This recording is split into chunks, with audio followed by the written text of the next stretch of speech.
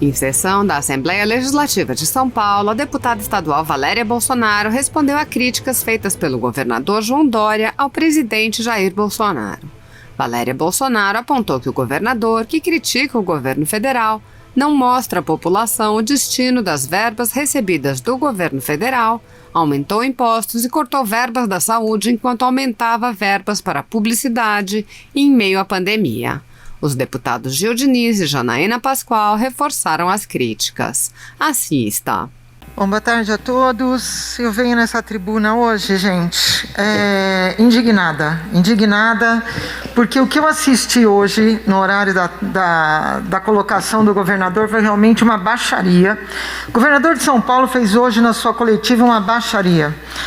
Falou que sente pelos mortos e pelos seus familiares que ficaram, né? Se ele sentisse tanto, ele não tirava dinheiro dos hospitais e da saúde para colocar na sua publicidade, né? Que é o que ele fez do ano passado para cá.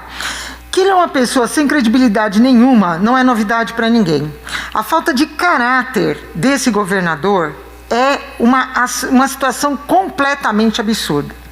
O que eu gostaria de saber é o seguinte: como é que uma pessoa que tem tanta incompetência e descontrole no governo, e isso não sou eu que estou dizendo, foi o secretário de saúde dele, do governador do estado de São Paulo, que afirmou e confirmou que o governo errou na sua condução da pandemia logo no começo. Então quem fala isso é o próprio secretariado deste governo. Falta de caráter do governador, que tenta jogar o seu despreparo e o seu fracasso nas costas do governo federal. Falta de caráter de uma pessoa que coloca uma falta total e absoluta de transparência nos milhares, nos milhões de reais que recebeu do governo federal, de uma forma que nem a população e nem nós, deputados estaduais, conseguimos saber o que foi feito com esse dinheiro. Falta de caráter de quem não repassou o dinheiro que era direito do HC da Unicamp, lá da cidade onde eu moro, em Campinas, um hospital de referência que atende 22 municípios e até agora não recebeu R$1. Falta de caráter de quem cortou a verba das santas casas, dos hospitais filantrópicos, e está aumentando impostos de tudo, inclusive de insumos, materiais hospitalares e tudo que a população necessita. Falta de caráter de quem veta o projeto de lei de um deputado estadual aqui da casa e faz um decreto de mesmo teor para se autopromover perante as igrejas e os templos. Esse é o sem caráter do governador de São Paulo, que só está neste cargo porque usou da idoneidade do nome do nosso presidente.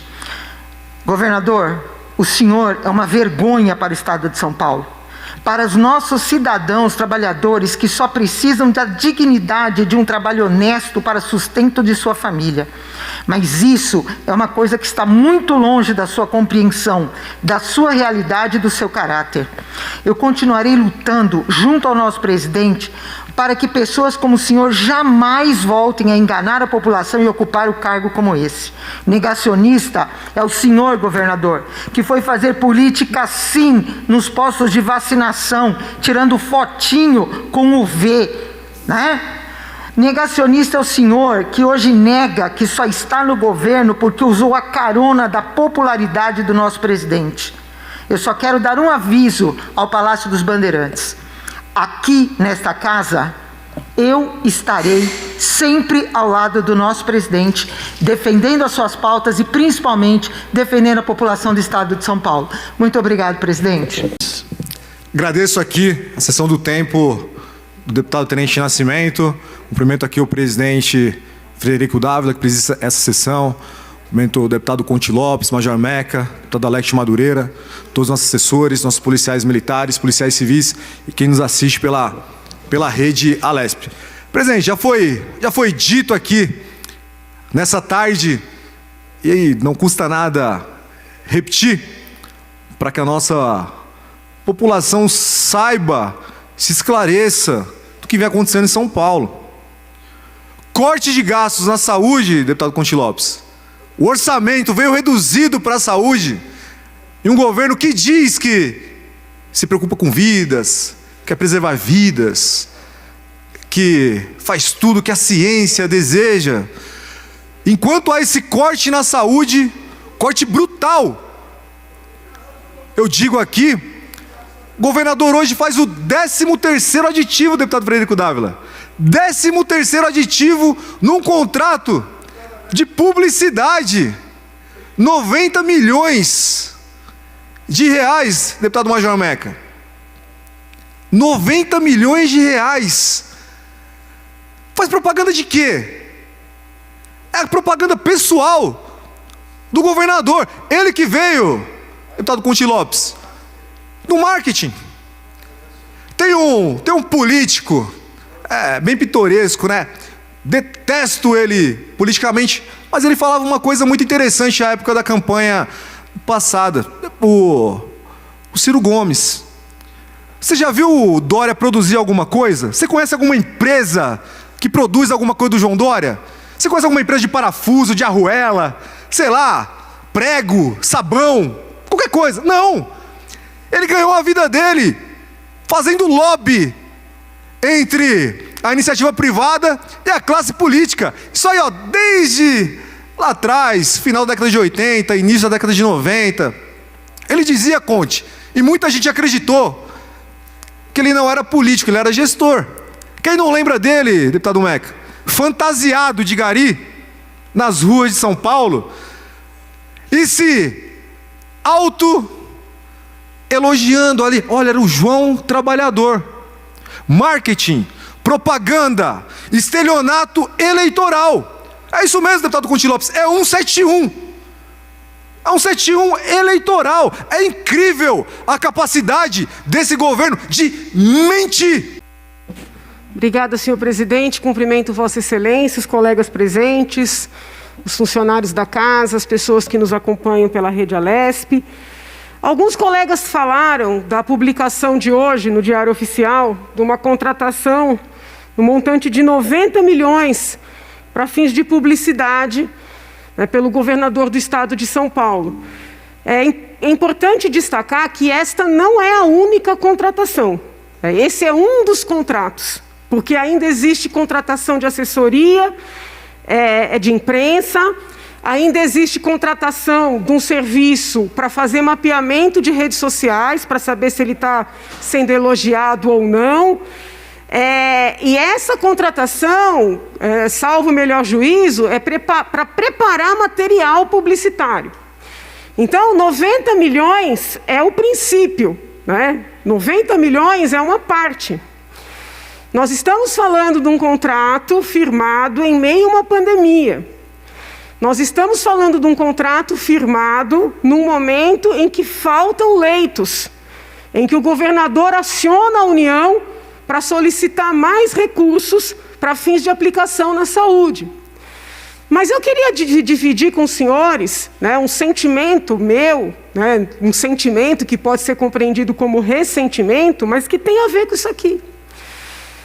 O deputado Camarinha coordena aqui na casa um trabalho muito importante, que é um trabalho que viabiliza que nós, deputados, possamos aprovar os nossos projetos. Existia um acordo no início da nossa legislatura de que cada colega conseguiria pelo menos, e é pouco, porque nós apresentamos muitos projetos, mas pelo menos aprovar um projeto por ano. O colega Camarinha coordena uma votação, e aí no Colégio de Líderes, que acontece às segundas-feiras, se estabelece a lista dos projetos. Para aquelas pessoas que nos acompanham aqui diariamente, tem algumas que nos acompanham, a gente agradece essa presença. Eu não vou aqui falar nome de colega, nem vou apontar dedo para a cara de colega, porque o colega não tem culpa. Mas a pessoa justa vai reconhecer que tem colegas que tiveram 2, 3 projetos aprovados, sobretudo quando estabelecem aquelas coautorias. E eu fico feliz pelo colega, tá? Ocorre o seguinte, dos meus projetos, até hoje só foi pautado, lá no início de 2019, o projeto que deu liberdade para as mulheres escolherem a via de parto. Eu já apresentei projeto na área da saúde, na área da segurança, na área da educação, na área da transparência. Eles não entram na lista de projetos a serem pautados. Em dezembro, houve uma força-tarefa, nós aprovamos, teve dia aqui que aprovamos 20 projetos. Agora, na volta dos nossos trabalhos, né, pelo menos aqui no plenário, também houve dias aqui que aprovamos 24 projetos. E eu tenho, né, gentilmente, perguntado por que os meus não são pautados. E eu não obtenho uma resposta. A resposta é sempre coletiva. Nós estamos dando preferência para os projetos que não são polêmicos. Ou seja, o que é um projeto polêmico? É um projeto que alguma bancada já disse que não vai deixar passar. Né? Os senhores viram aqui, às vezes o PSOL não aceita um tema, às vezes o PSL, às vezes o PSDB. E até agora, né, nenhum colega de nenhum partido olhou para mim e falou: Janaína, eu não aceito o projeto que você escolheu para ser colocado em pauta, porque a gente tem que escolher o nosso projeto prioritário. Sabe que projeto eu escolhi? O projeto que proíbe gastar dinheiro público em publicidade. Então, diante dessas contratações, eu compreendo por que, né, o meu projeto nunca é pautado. A verdade é que ele nunca vai ser pautado. O que eu estou agora, até conversei com o líder da bancada, propondo jamais desistir. Eu não vou retirar o meu projeto. Mas para que eu possa fazer andar as minhas próprias proposituras na casa, eu vou ter que trocar.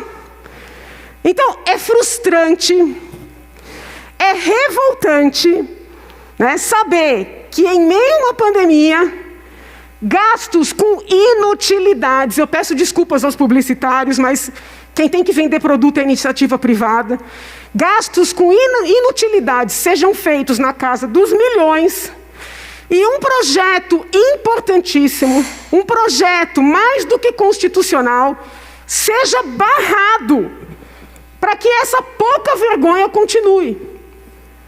No meio de uma pandemia, quando se alega que faltam recursos para o básico do básico. Então, a população tem que saber o que está acontecendo aqui dentro. A população tem que saber. E aqui eu faço coro à fala do colega Telhada, porque a oposição vem aqui, grita, grita, grita. Mas quando tem a chance de fazer alguma coisinha para a gente mudar esse estado de coisas, se alia com o governo. Se alia com o governo. Por exemplo, a eleição da casa. Todo mundo sabe quem vai ser o próximo presidente. Aliás, já é tratado como presidente, inclusive pela oposição. O pedido de CPI feito pelo colega Nery, eles não subscrevem. Então, muitas vezes a gente é atacado porque não grita, porque não faz discurso. Mas a nossa oposição é uma oposição com consistência. É muito mais importante fazer uma oposição no mérito do que dizer que é oposição e, por trás, ser mais situação do que a própria situação. Muito obrigada, senhor presidente.